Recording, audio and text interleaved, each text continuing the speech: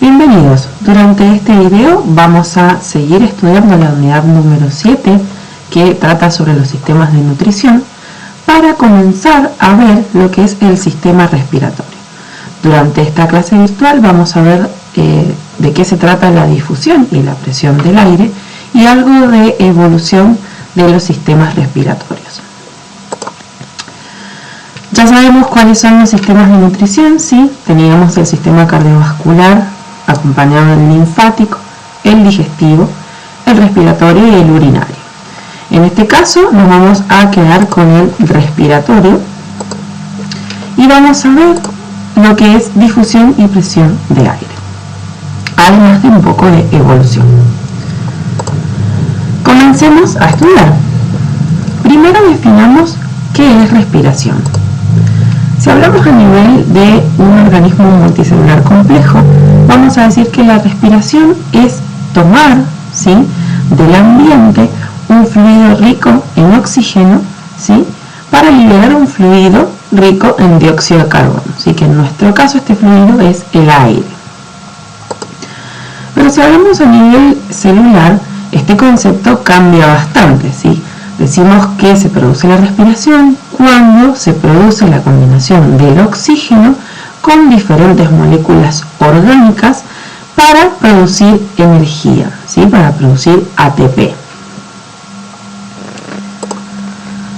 Bien, ¿qué es el sistema respiratorio?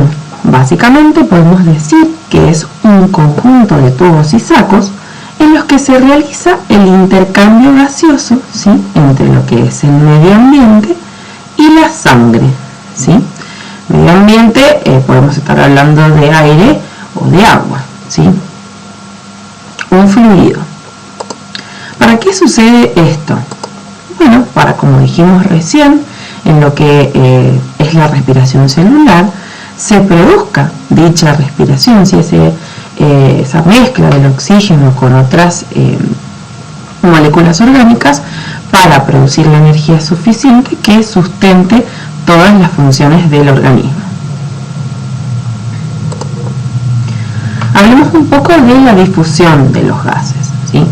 Este intercambio gaseoso que se va a producir entre el ambiente y la sangre se va a producir a través de la difusión simple, ¿sí?, que recordemos que era el pasaje de una sustancia de una zona de mayor concentración a una de menor concentración, ¿sí?, sin gasto de energía, ¿sí? En este caso vamos a estar hablando de estas sustancias, van a ser gases, ¿sí?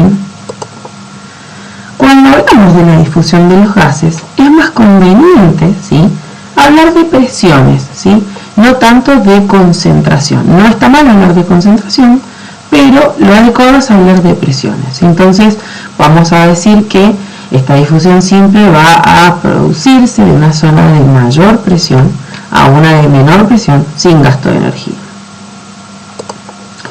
El aire que nosotros respiramos, ¿sí?, es una mezcla de gases, o sea que está compuesto por distintos tipos de gases.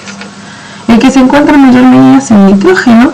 Hay un 77% del mismo, ¿sí?, en el aire que respiramos. El siguiente es el oxígeno, que es el más importante para nosotros, que ocupa el 21% de ese total. Después tenemos, por ejemplo, argón, que ocupa el 1%, dióxido de carbono, que ocupa el 0,003%, es bastante poquito. Y el otro 1% restante es una mezcla de gases como el hidrógeno, el neón, el criptón, el helio, ¿sí?, el ozono, el xenón, y actualmente también tenemos gases contaminantes como es el radón. La presión total de una mezcla gaseosa, ¿sí?, es la suma de las presiones que tiene cada uno de los gases que la componen, ¿sí? Y la presión de cada uno de estos gases va a ser proporcional a su concentración, ¿sí?, y la vamos a denominar presión parcial, ¿sí?, que la sigla es una P mayúscula y una P minúscula, ¿sí?, porque a lo largo de las diapositivas que vamos a ir estudiando van a ver esta sigla, ¿sí? Bien, ¿qué sucede cuando ascendemos de altura, digamos, ¿sí? Nos movemos a alturas mayores a el cero que tenemos sobre el nivel del mar. Lo que sucede es que la presión atmosférica va a disminuir, ¿sí? Es más baja.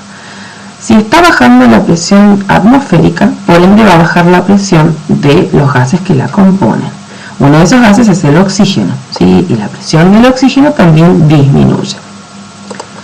¿Qué sucede cuando la presión del oxígeno disminuye? Bueno, pueden producirse unos cambios fisiológicos importantes, ¿sí? Que mientras más tiempo estemos a estas grandes alturas, más marcados van a ser esos cambios.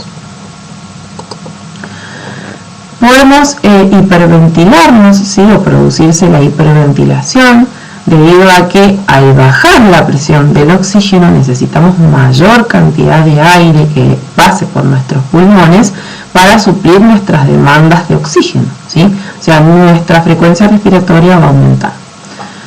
Cuando estamos suficiente tiempo en grandes alturas, va a aumentar la afinidad, ¿sí? Del oxígeno por el pigmento respiratorio, que en nuestro caso es la hemoglobina, ¿sí?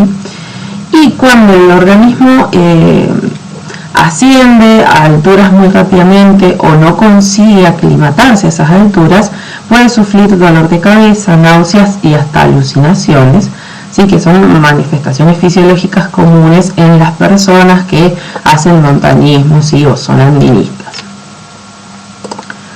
¿Qué pasa cuando nos sumergimos en el agua? Bueno, pasa lo inverso, ¿sí? Hay un aumento de la presión atmosférica, si la columna de aire sobre nuestra cabeza es mayor, por ende aumenta la presión. Cuando estamos sumergidos y se asciende con una velocidad muy rápida, ¿sí? Se puede sufrir una embolia, que es la producción de burbujas que causan daños, ¿sí? En nuestros tejidos y pueden obstruir nuestros vasos sanguíneos, ¿sí? Las burbujas que se producen son de nitrógeno, ¿sí? Recuerden que el nitrógeno era el gas que estaba en mayor abundancia en el aire, ¿sí? Las burbujas entonces pueden interrumpir el flujo sanguíneo, ¿sí? De los capilares, que son los vasos más pequeños que nosotros tenemos, y esto es lo que causa dolor, sobre todo en las articulaciones y ciertos tejidos. Veamos un poquito de lo que es la evolución y la diversidad de los sistemas respiratorios. Existe una gran cantidad de órganos respiratorios, ¿sí? Si estamos hablando de organismos simples como puede ser una lombriz, el órgano respiratorio que ellas poseen es simplemente la piel, ¿sí? Esta piel, este epitelio, ¿sí? Que forma la piel, está cubierto por una cutícula, ¿sí? Y a través de estas dos capas, ¿sí? Tanto de la cutícula como del epitelio de la piel, es que se va a producir la difusión simple de los gases, ¿sí? El dióxido de carbono va a salir al exterior, ¿sí? Y el oxígeno va a ingresar a la sangre y va a llegar al resto de las células del organismo. Para el caso de los insectos y los artrópodos, ¿sí? Vamos a encontrar tráqueas, ¿sí?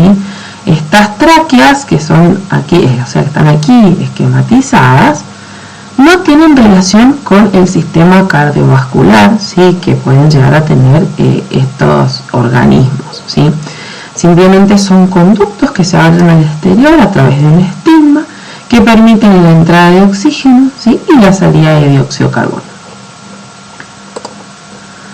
Para el caso de organismos ya un poco más complejos, como son los peces, vamos a encontrar branquias, ¿sí? En este caso, branquias internas para los peces, que van a permitir el intercambio gaseoso, ¿sí? Van a filtrar, por así decirlo, van a tomar en realidad oxígeno del agua, ¿sí? La cual ingresa por la boca del pez y pasa por el espacio que se genera debajo del opérculo, ¿sí? Donde vamos a encontrar esas branquias.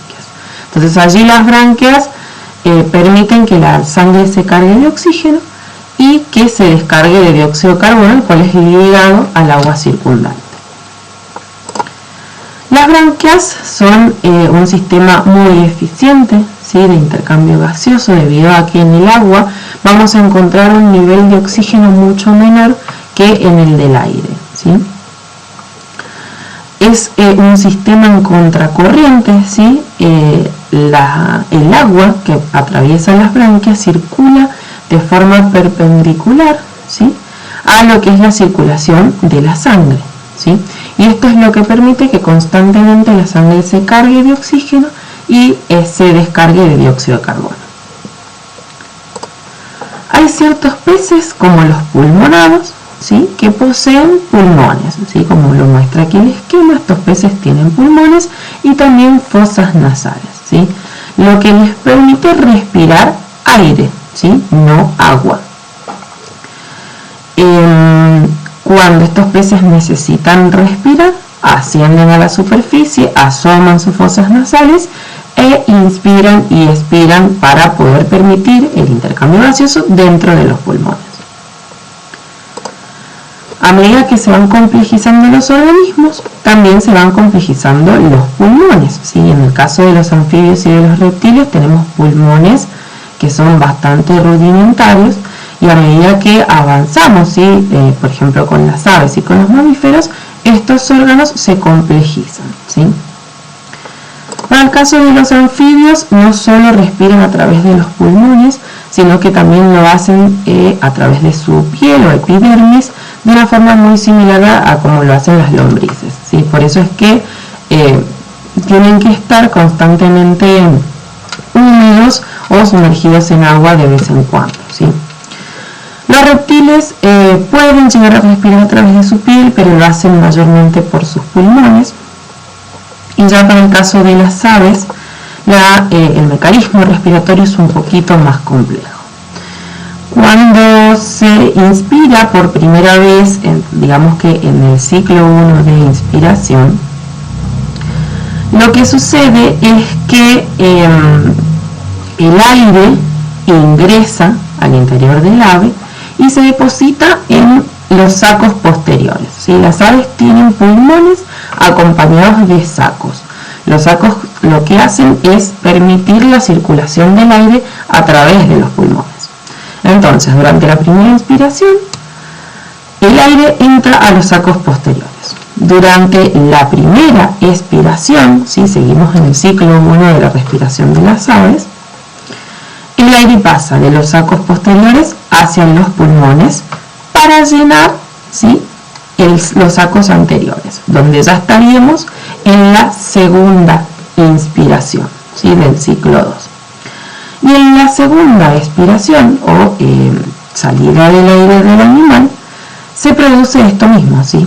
Sale el aire de los sacos anteriores hacia el exterior, ¿sí?